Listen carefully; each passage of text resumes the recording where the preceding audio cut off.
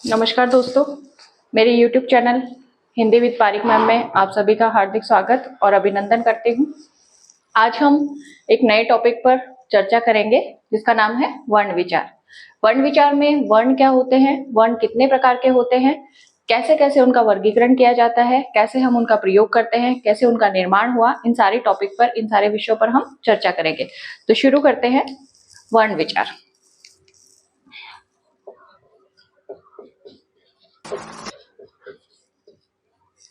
सबसे पहले वर्ण विचार में वर्ण क्या है ये देखिएगा। हम सभी को पता है कि वर्ण जो है वो भाषा की सबसे छोटी इकाई होती है।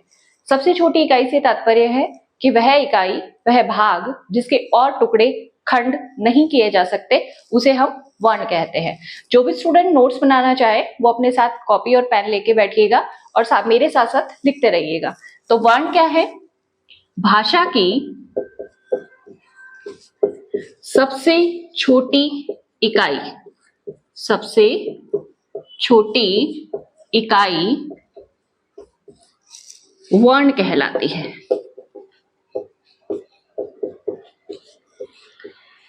सबसे छोटी है मतलब और टुकड़े नहीं हो सकते। वर्ण कौन से हैं? ए वर्ण है, क वर्ण है, म वर्ण है, च वर्ण है आदि हम वर्णों की श्रेणी में रख सकते हैं। ये सभी क्या है? वर्ण है। वर्ण के बाद में एक छोटी सी चीज और बता देती हूँ ध्वनि के बारे में कि ध्वनि क्या है। ध्वनि के लिए भी डेफिनेशन मिलेगी कि भाषा की सबसे छोटी इकाई ध्वनि कहलाती है। लेकिन दोनों में अंतर क्या है तो देखिएगा, भाषा की सबसे छोटी इकाई से पहले यदि हम जोड़ दें कि लिखित इकाई, जिसे हम लिख सके, तो वो लिखित इकाई क्या कहलाती है? वर्ण कहलाती है। तो ध्वनि के लिए क्या कहेंगे कि भाषा की सबसे छोटी, भाषा की सबसे छोटी मौखिक इकाई, ऊपर वर्ण के आगे मैंने लिखा है लिखित इकाई और यहां मैंने लिखा है मौखिक इकाई, क्या कहलाएगी? ध्वनि कहलाएगी। यानी हम सामान्य से शब्दों में कह सकते हैं कि जब वर्णों को लिखा जाता है उससे पहले हम उन्हें उच्चारित करते हैं, बोलते हैं, तो उस बोलने वाली इकाई को तो हम ध्वनि कहेंगे। और जब उस बोली हुई इकाई को, वर्णों को जब हम लिपिबद्ध कर देते हैं, लिख देते हैं, तो वो क्या बन जाते हैं? लिखित इकाई बन जाती है, जिसे हम क्या कहेंगे? वर्ण कहेंगे। समझ में आया बच्चों इतना? चलिए नेक्स्ट बात करते हैं वर्ण और ध्वनि के बाद में कि वर्ण कितने प्रकार के होते हैं, कैसे उनका वर्गीकरण किया जाता है और कैसे कैसे हमें उन्हें पढ़ना है।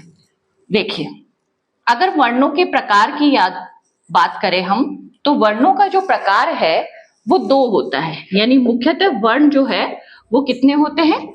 दो प्रकार के होते हैं। कौन से होते हैं ये दो प्रकार? दो प्रकार जो है वो एक होता है स्वर वर्ण, दूसरा होता है व्यंजन वर्ण। तो पहला हो जाएगा स्वर वर्ण और दूसरा हो जाएगा व्यंजन वर्ण। अब क्या है स्वर वर्ण और क्या है व्यंजन वर्ण, इसके लिए देखिएगा, यदि हम बात करें कि वे वर्ण जिनका उच्चारण करने के लिए हमें किसी अन्य वर्ण की सहायता नहीं लेनी पड़ती है, उन्हें हम स्वर वर्ण कहते हैं। और वे वर्ण जिनका उच्चारण करने के लिए हमें स्वर वर्णों की सहायता लेनी पड़ती है, उसे हम व्यंजन वर्ण कहते हैं।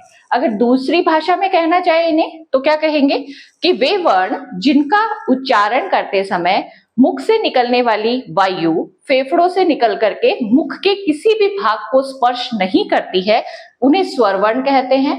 और फेफड़ों से निकलकर मुख के द्वारा निकलने वाली वायु मुख के किसी भाग को स्पर्श करती है, तो उन्हें हम व्यंजन वर्ण कहते हैं।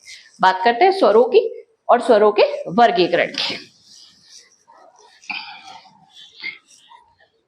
चलिए, स्वर किसे कहते हैं, स्वर वर्ण क्या होते हैं, कौन से होते हैं और किसे कहते हैं? तो स्वर वर्ण वे वर्ण जिनका उच्चारण करने हेतु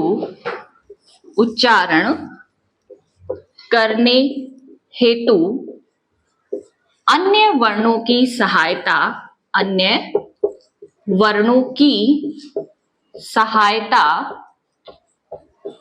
नहीं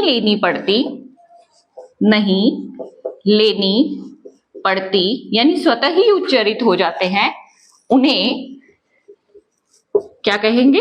स्वर वर्ण कहते हैं, वर्ण कहते हैं। क्लियर है दोस्तों? देखिए, वे वर्ण जिनका उच्चारण करने के लिए अन्य वर्णों की सहायता नहीं लेनी पड़ती, यानी स्वतः ही जो उच्चारित हो जाते हैं, उन्हें हम स्वर वर्ण कहते हैं। आगे देखिएगा, हिंदी भाषा में स्वरों की संख्या, हिंदी भाषा में स्वरों की संख्या 33 होती है, 11 होती है, 11 होती है। मेरे दिमाग में वो व्यंजन वाला हो गया, इसलिए मैंने 33 बता दिए। 33 जो होते हैं वो क्या होते हैं? व्यंजन होते हैं। हिंदी में स्वरों की संख्या कितनी होती है? 11 होती है। कौन कौन सी होती है? 11। कौन कौन से 11 स्वर होते हैं? देखिएगा, आप सभी जानते हैं ए आई जो है वो क्या है? स्वर होते हैं 11। तो कौन से हैं? एक बार मैं लिख देती हूं, ए, आ, ई, उ, उसके बाद में री, ए, आई, ओ और औ। ये 11 जो है हमारे हिंदी में स्वर होते हैं। अब यहां से प्रश्न पूछ लिया जाता है कई बार, सेकंड ग्रेड में पूछा भी गया है क्या, कि री का स्थान बताइए, हिंदी स्वरों में री का स्थान बताइए। तो री का स्थान जो है वो हमेशा 7वां होता है। कौन सा होता है? 7वां। 7 नंबर पे री लिखा जाता है। इसे हम अपनी मर्जी से कभी ई के बाद में लिख देते हैं, कभी ऊ के बाद लिख देते हैं, और कई बार हमें याद नहीं रहता और बाद में गिनते हैं कि स्वर तो 10 ही हुए हैं और पता चलता है री भूल गए हैं, तो हम री को लास्ट में लिख देते हैं। तो हमें ऐसा नहीं करना है। स्वरों का क्रम यही है, री जो है हमेशा 7वें नंबर पर ही लिखा जाता है। ठीक है दोस्तों, आगे बात करते हैं इन स्वरों की मात्राओं की। एक प्रश्न पूछा गया था शायद पटवार के एग्जाम में, कि हिंदी भाषा में स्वरों की संख्या 11 होती है, तो मात्राओं की संख्या बताइए। तो देखिएगा, कितनी होती है मात्राओं की संख्या? हिंदी भाषा में स्वरों की संख्या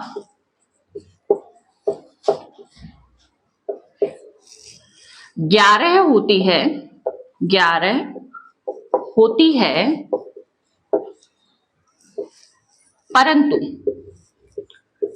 मात्राओं की संख्या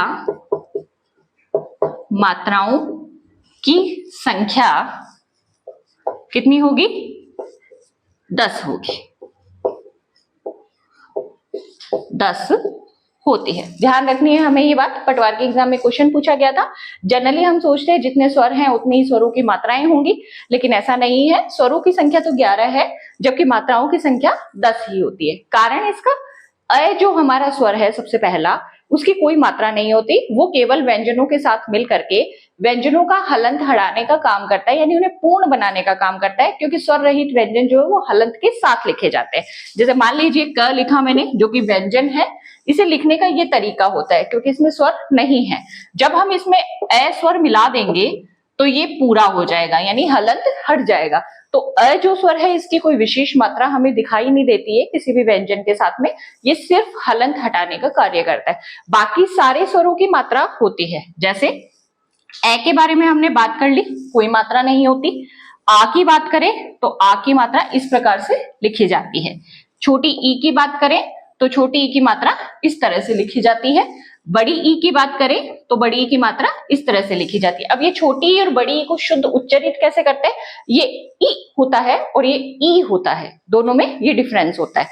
आगे बात करें अपन ऊ की, छोटे ऊ की ये वाली मात्रा होती है। बड़े ऊ की बात करें तो इस प्रकार से लिखा जाता है। री की अगर बात करें तो री की मात्रा ये होती है। ए की बात करें तो ए की मात्रा इस प्रकार से लगती है। आई की बात करें तो आई की मात्रा इस प्रकार से लगती है।